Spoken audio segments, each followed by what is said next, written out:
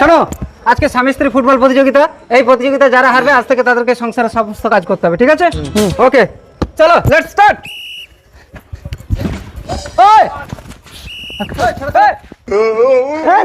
আমার বউকে আমি মারবো। এই যে মিস্টার স্বামী, মারছো মারো, রাতে কোথায় শোবে সেটা ভেবে নিও। এই জন্য স্বামী স্ত্রী খেলতে নেই, আমি খেলবোই না। আচ্ছা, তাহলে তোমাদের টিম থেকে একজন মাইনাস হয়ে গেল। তোমাদের সেইভাবে খেলতে হবে যাতে ছেলেদের সম্মানটা থাকবে। ওকে, লেটস স্টার্ট। হ্যাঁ, আরে রেফারি, আপনি খেলছেন কেন? ও আচ্ছা, সরি সান ভাই।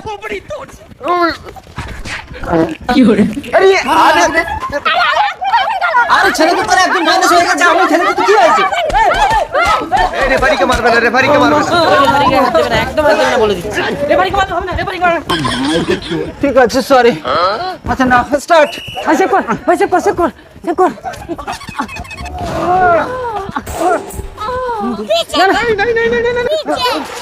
না না, হবে না হবে না, আমাদের প্লেয়ারকে জাপটে ধরে রেখে গোল দিয়েছি। তুই বল না ধরে তোর বউকে জাপটে ধরলি কেন? আমি কি, ও তো চাপটা ধরে পড়লো। না না, আমি ওকে জাপটে ধরে পড়িনি, ও আমাকে জাপটে ধরে আমার গায়ের উপর শুয়েছে। তোকে লাল কার্ড। নিজের বউয়ের গায়ের উপরে সব, তাও নাকি লাল কার্ড। এই রাউন্ডে মেয়েরা 2 গোল দিয়ে দিয়েছে, ছেলেরা 0, মেয়েরা এগিয়ে আছে।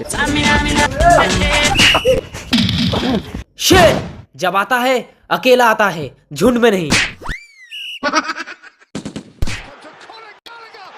অসভ্য, পরের বউয়ের পায়ের ফাঁক দিয়ে গলাতে লজ্জা করে না?